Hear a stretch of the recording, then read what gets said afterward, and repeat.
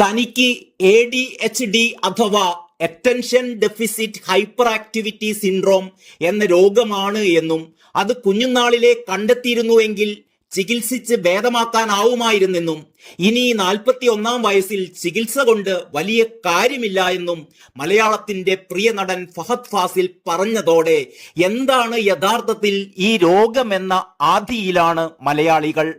കോതമംഗലത്ത് piece Valley children's village നാടിന് സമർപ്പിക്കുന്ന ചടങ്ങിനിടയിലായിരുന്നു ഫഹദിന്റെ ഈ വെളിപ്പെടുത്തൽ. വികൃതി അല്പം കൂടുതലാണ് എന്ന് പറയുന്ന രക്ഷിതാക്കളെ നാം കണ്ടിട്ടുണ്ട്. യഥാർത്ഥത്തിൽ വികൃതി കൂടുന്നതല്ല, ഫഹദ് ഫാസിലിനെ ബാധിച്ച ADHD ആകാം അത്. യുവതലമുറയിൽ പലരും ഈ രോഗത്തിന് അടിമകളാണ് എന്നാണ് ഈ രംഗത്തെ വിദഗ്ധർ പറയുന്നത്. US 10ൽ ഒരു കുട്ടിക്കെങ്കിലും ഈ രോഗാവസ്ഥ ഉണ്ടെന്നാണ് റിപ്പോർട്ടുകൾ. ആൺകുട്ടികൾക്കാണ് കൂടുതലും ഈ അവസ്ഥ കണ്ടുവരുന്നത് എന്നും നിരീക്ഷിക്കപ്പെട്ടിട്ടുണ്ട്. കുട്ടികളിലാണെങ്കിൽ ഈ രോഗം ചികിത്സിച്ച് ഭേദമാക്കാമെന്നും തനിക്ക് ഇപ്പോൾ മാത്രമാണ് ഈ രോഗമുണ്ടെന്ന് തിരിച്ചറിഞ്ഞത് എന്നും അതിനാൽ ഇനി ചികിത്സിച്ച് ഭേദമാക്കാൻ കഴിയില്ലെന്നുമാണ് ഫഹദ് ഫാസിൽ പറഞ്ഞത്. കുട്ടികളിൽ ഈ രോഗം ചികിത്സിച്ച് ഭേദമാക്കാൻ കഴിയുമെന്ന് തന്നെയാണ് മെഡിക്കൽ രംഗത്തെ വിദഗ്ധരും പറയുന്നത്. എന്താണ് attention deficit hyper activity syndrome എന്ന് നോക്കാം. നാഡീവ്യൂഹ വികാസവുമായി ബന്ധപ്പെട്ട ഒരവസ്ഥയാണിത്. കാര്യങ്ങളിൽ ഏകാഗ്രതയോടെ ശ്രദ്ധ കേന്ദ്രീകരിക്കാൻ കഴിയാതിരിക്കൽ, ക്ഷമയില്ലാതെ മനസ്സിൽ എന്താണോ തോന്നുന്നത് അത് വരും വരായികൾ ആലോചിക്കാതെ എടുത്തുചാടി ചെയ്യൽ, എപ്പോഴും അമിതമായ എനർജിയോടെ കാര്യങ്ങൾ ചെയ്തുകൊണ്ടേയിരിക്കൽ എന്നിവയൊക്കെയാണ് ഈ രോഗത്തിന്റെ പ്രധാന ലക്ഷണങ്ങൾ.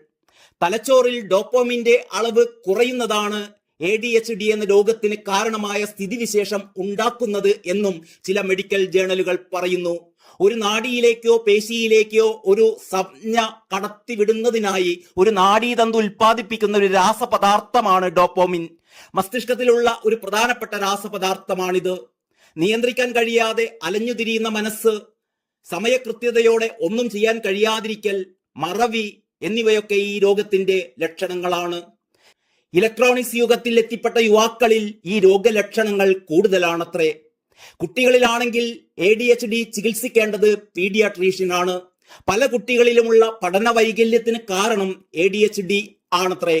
പീഡിയാട്രീഷ്യൻ ഈ രോഗലക്ഷണങ്ങളുമായി വരുന്ന കുട്ടികളിലെ ഉത്കണ്ഠ, വിഷാദരോഗം എന്നിവയുടെ അളവ് പരിശോധിക്കും. ഇത്തരം വികൃതി കുട്ടികൾ തന്നെയാണ് ഭാവിയിൽ കഞ്ചാവിനും മറ്റ് ലഹരി വസ്തുക്കൾക്കും അടിമപ്പെടുന്നത് എന്നും ചൂണ്ടിക്കാണിക്കപ്പെടുന്നു. ചില സ്വഭാവങ്ങളുടെ അടിമയായും ഇവർ മാറാറുണ്ട്.